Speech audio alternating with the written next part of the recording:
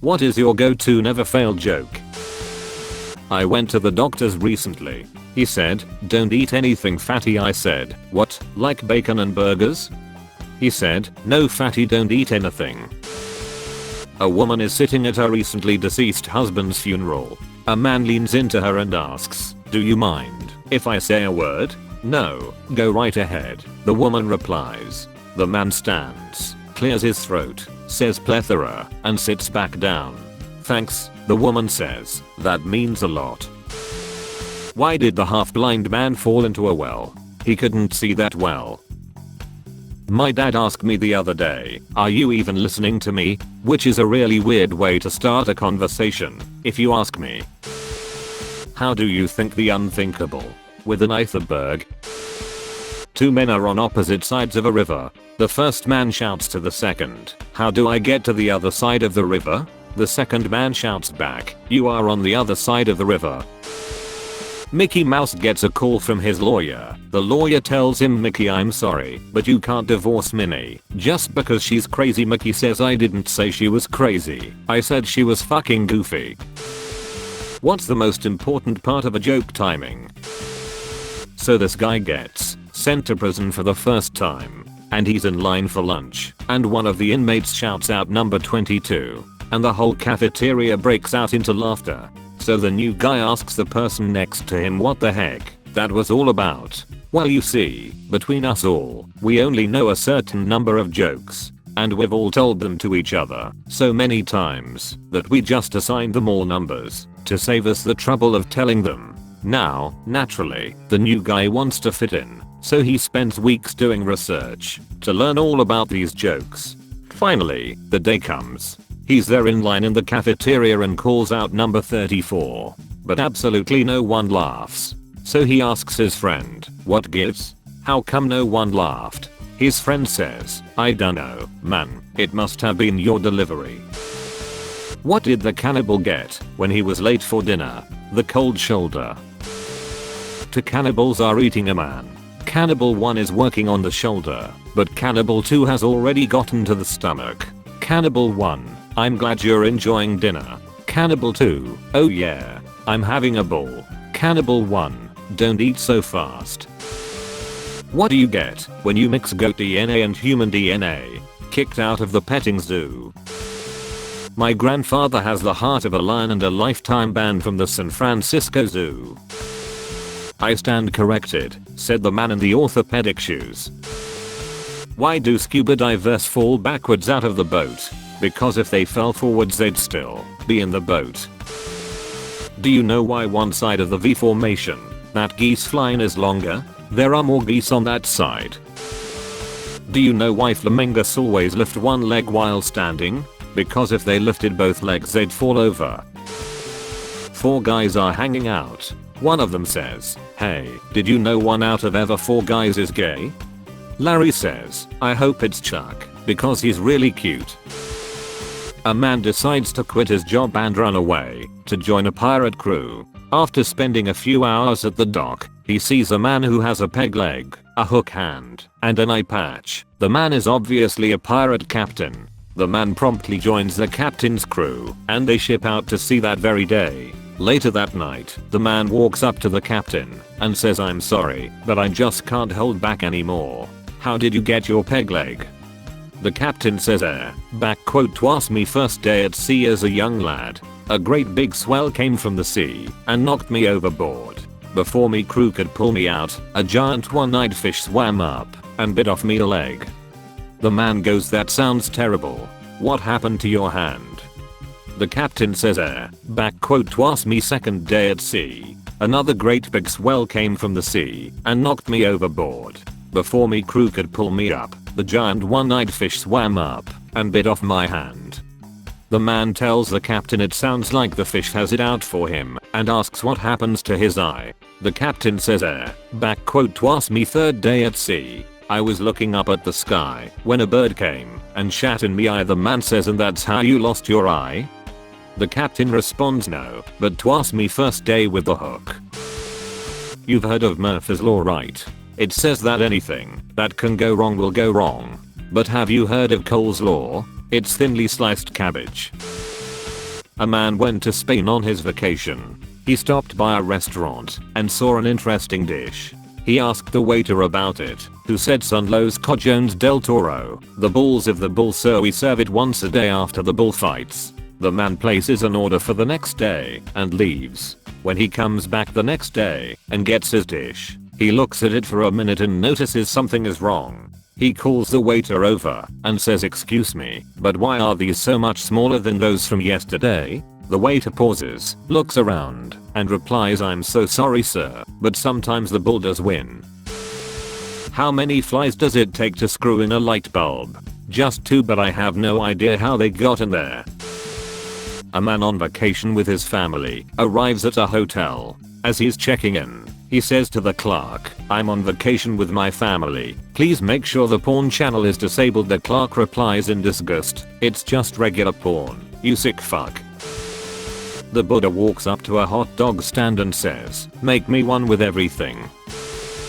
There are 3 old ladies sitting on a park bench. A man in a trench coat walks by and flashes them. 2 of the old ladies have a stroke. The other one couldn't reach that far. A wife calls her husband and says, "Be careful driving home. Some complete moron is driving down the wrong side of the motorway." The husband replies, "There's not just one, there's bloody hundreds of them." A lady approaches her priest and tells him, "Father, I have a problem. I have 2 female talking parrots, but they only know how to say one thing." "What do they say?" the priest inquired. "They only know how to say, 'Hi, we are prostitutes. Want to have some fun?'"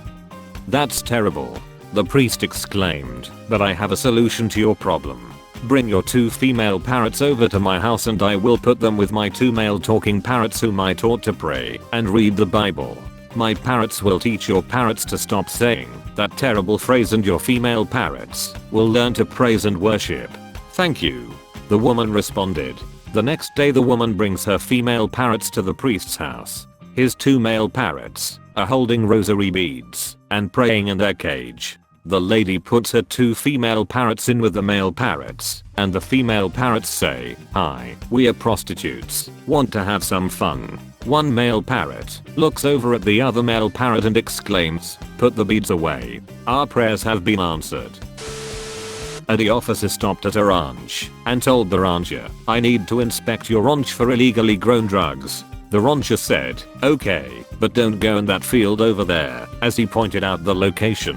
The D officer verbally exploded saying, "Mister, I have the authority of the federal government with me." Reaching into his rear pants pocket, he removed his badge and proudly displayed it to the rancher. "See this badge? This badge means I'm allowed to go wherever I wish, on any land. No questions asked.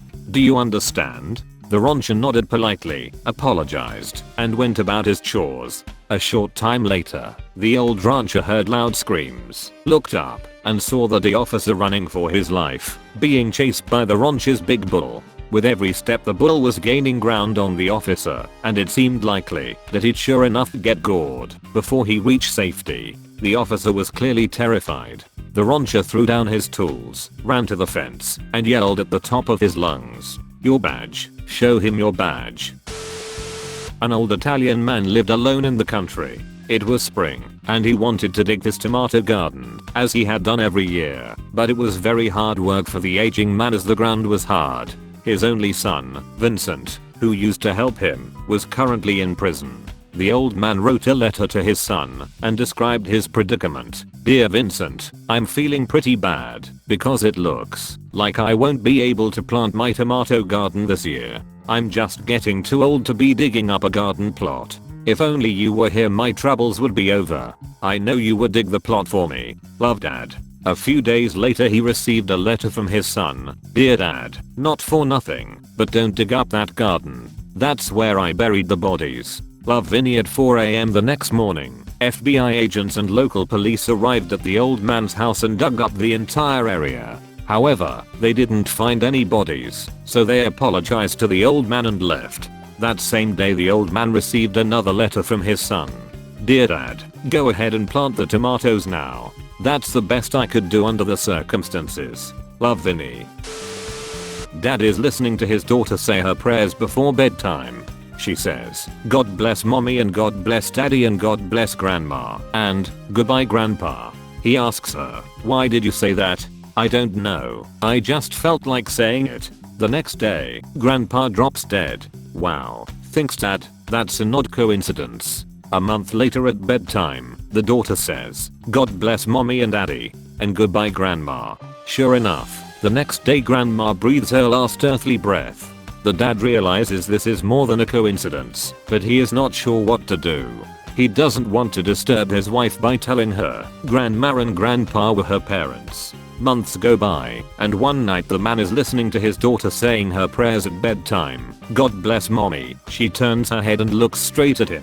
"And goodbye daddy." "What? Are you sure honey?" She nods. The man's heart begins racing, and he breaks out in a sweat. He is so upset, he can't sleep at all that night. The next day he goes off to work, but locks himself in his office. He takes the phone off the hook, cancels all his meetings and awaits the inevitable. He stays at work past 5 because he feels secure there. He watches the hours tick by. Finally it is midnight, and, drenched in sweat, he realizes he has cheated death. He drives home drenched in sweat, and with all his nerves frazzled. His wife is up and waiting for him. "Where the hell were you today?" He replies, "Don't shout, I've had an absolutely miserable day." His wife then says, "You had a miserable day. I'm the one who had a miserable day." First, the milkman drops dead on the steps. People tell me I'm condescending. That means I talk down to people. What do you call a snobbish criminal walking down the stairs? A condescending. There are two kinds of people in the world, those who need closure. What did grandpa say before he kicked the bucket? "Wanna see how far I can kick this bucket?" I remember fondly my granddaddy's last words, "Stop shaking that ladder, you fucking moron." A man is getting a checkup. "Doctor, you have to stop masturbating." "Man, why?" "Doctor, because I'm trying to examine you." Make sure you subscribe to the channel and click that bell to turn on notifications, so you'll be sure to know when the next video comes out. Want to watch some more? Check out my other videos. I really do appreciate everyone who helps make these videos possible. And as always, thanks for watching.